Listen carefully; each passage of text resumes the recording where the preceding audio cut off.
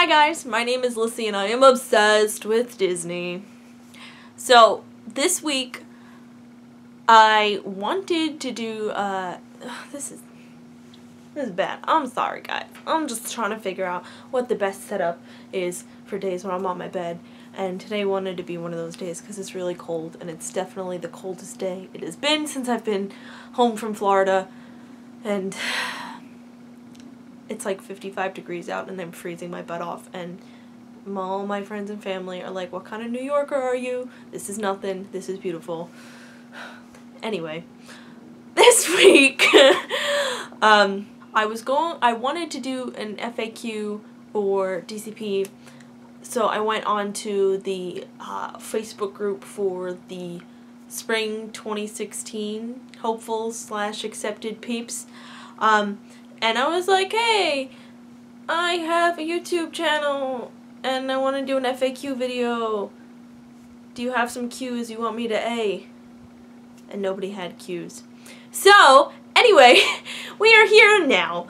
So what I'm going to do instead is I was thinking, hey, let's do something, because Once premiered on Sunday and I love Once and it's Disney related, so hey, let's do that. So I went on to abc.com and I was going to pull up the episode, even though obviously I saw it on Sunday, like I can't wait. And I had to verify to watch, and I don't know my password to my cable, so I couldn't really verify to watch to do a live recap reaction thingy.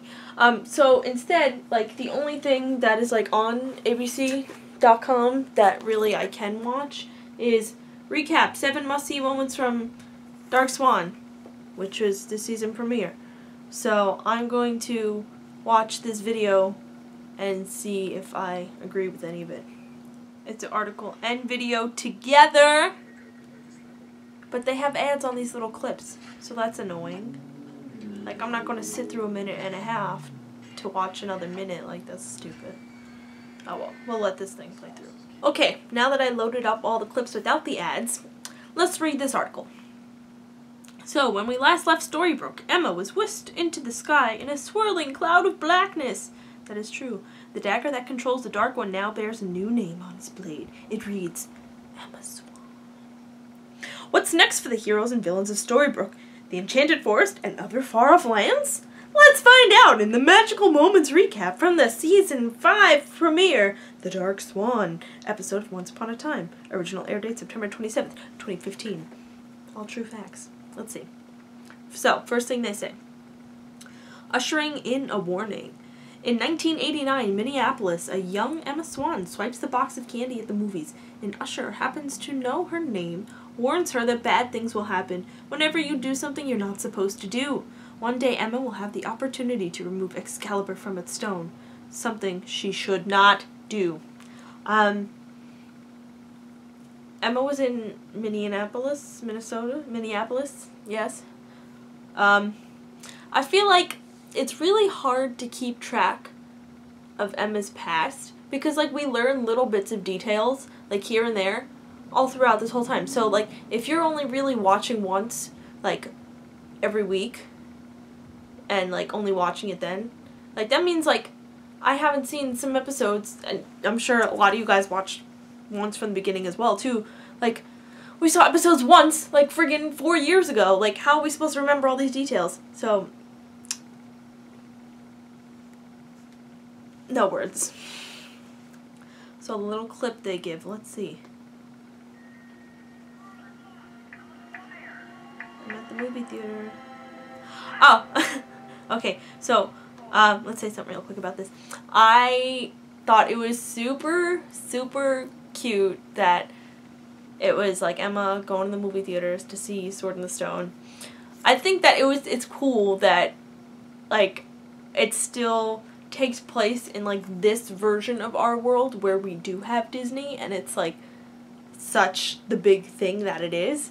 So, I, like, can't even, after seeing this clip, it made me realize, I'm like, oh my god, I could never imagine being Emma Swan. Like, growing up in our world where it's like, oh my god, you know, like, I saw the Snow White movie, and oh man, turns out bro, that's like my mom. Like, it's so weird that like she knows all these people via Disney, and it's her real life, even though obviously the Disney stories aren't the same stories they happened once, but I couldn't imagine being Emma Swan. Like, what kind of life does she live, man? Okay, next little thing they have. Home of the Brave.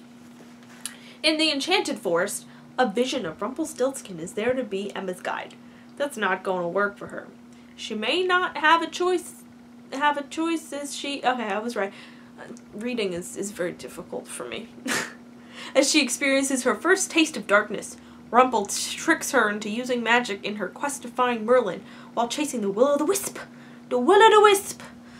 I can't do a Scottish accent. I'm not going to do that again. I'm sorry. Emma encounters a brave warrior princess. Haha. I see what you did there, ABC writer. Does it have your name on this? No. Way to give credit. Jim Donnelly? I see what you did there, Jim Donnelly.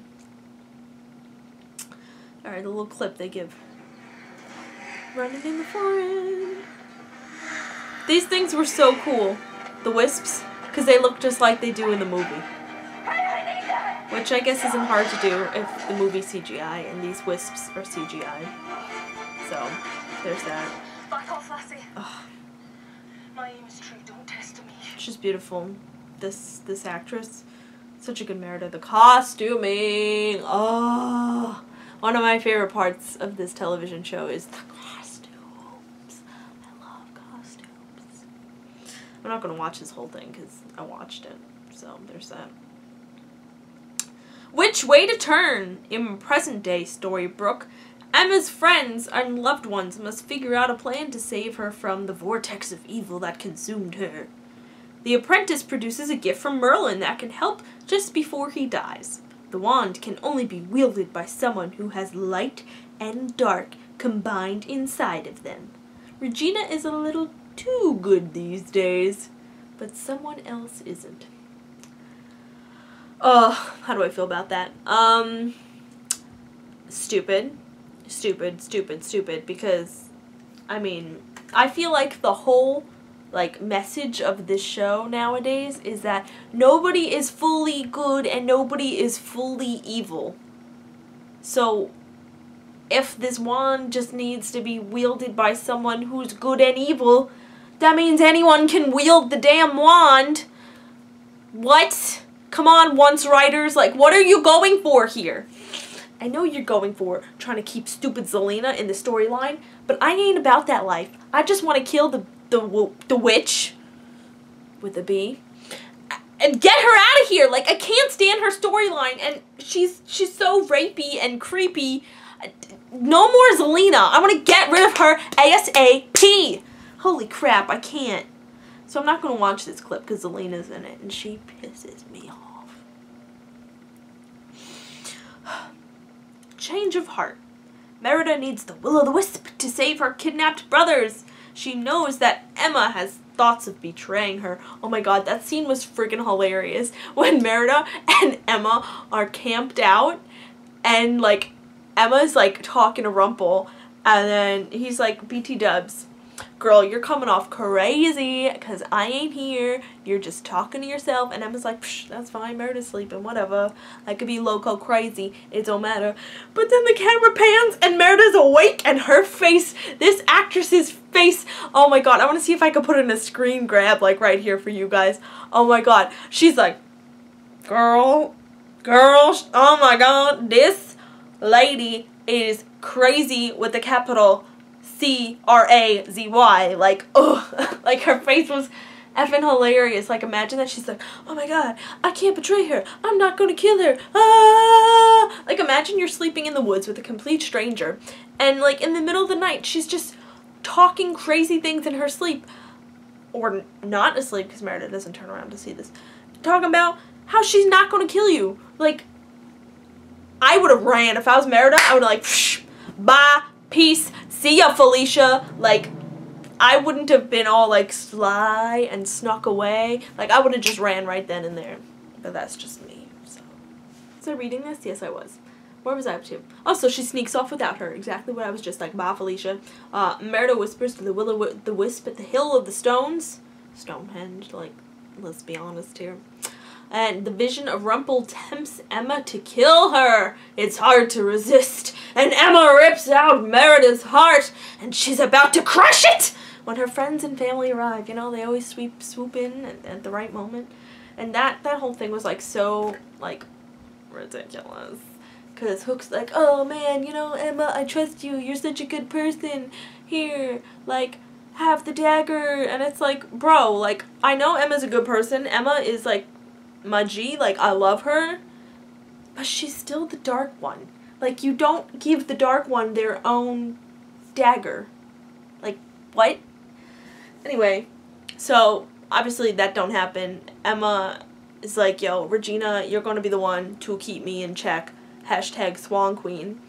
And it was beautiful because Regina's like, yeah, fine, you know what? I'm gonna keep it real like I always do because I am the realest, baddest queen in all this groupie people that we hang out with. And it's incredible. And I'm gonna just say that I'm sure all the Swan Queen shippers went insane on Tumblr. I haven't been on Tumblr in a little bit. Because basically, Rumple, like, proposed to Belle by giving him her dagger, so I'm sure they're like, oh my god, engagement, but I ain't about that life. I still have a hole in my heart for where the Emma Neal ship was. I still have hope, though. People can always come back to life with magic involved. I'm still holding out hope. Art appreciation. Emma gives Regina the dagger, oh, I literally just said this, to watch over her and destroy her if necessary, which it gonna be necessary. Or not. I don't know. We'll see. Like I said, she's the Dark One. She sees all the people who have come to help her as they file out Granny's newly relocated diner. Oh my god, that was another freaking ridiculous thing. And it's like, oh my god. So, first of all, there's like a million freaking characters in Once Upon a Time. And, like it's tough, you know, when you have a big ensemble cast like that. If, like, this whole season is going to be taking place in, like, that 6 weeks, oh my god. Like, I can see why they're like, alright, you know, we gotta have these actors have a job and whatnot. So, you know what? Everyone's going to the Enchanted Forest / Camelot! Yay! Because it's like, literally everyone went. Like, I can't even, I will not be able to put into words how ridiculous it is that there's a freaking diner in the middle of the woods with all the freaking dwarves and all these small children, Robin's kid, Neil, like these literal children. Like, what are they gonna do? And there's too many people. Like, I'm just so curious as to how they're gonna juggle all these freaking characters in Camelot. Like, oh, once, man, like, what is happening? As you can see, I have a lot of incoherent feels about what's going to happen in this upcoming season. The reunion is cut short when King Arthur of Camelot arrives with his knights. Merlin has prophesied that this group would arrive to reunite them with their missing sorcerer. Fabulous. Oh my god. So me and Alana, just looking at this screen grab here, like, Snow's outfit is finally on point again. We were talking about, like, how while she was pregnant, she, like, had, like, the crappiest clothes, which really stunk because she was one of the most, like, cutely styled people on the show. So we're excited that her cute outfits are coming back. It's definitely a plus. The last one, I guess, yeah. Forget about it. 6 weeks later, Granny's diner and everyone who has flown off in it are back in Storybrooke. The last memory anyone has is when they were entering into Camelot. Emma is wearing an outfit of black and reveals that all failed in their mission to release the darkness from inside her. She claims that there is no longer a savior in Storybrooke. I'm gonna watch this clip. We'll see what happens. Oh my god, I love that some of the dwarves were sheriffs. What happened? Right. No shoot. This doesn't make any sense. Oh my god, Regina's dress is on point. What the hell are we wearing? Sneezy, what happened? How long were we gone? Again. Oh my god, I know. Oh, so annoying. Relax. I'm right here. Yes. That jacket though. Oh. Yes, Emma. Mom, what happened to you? Isn't it obvious? We went to Camelot to get the darkness out of me. Oh my god, this is too hilarious. I'm sorry. Oh my god. Guys. You failed. Oh, you failed. Emma, why are you doing this? Because I am the Dark One. That's a terrible excuse.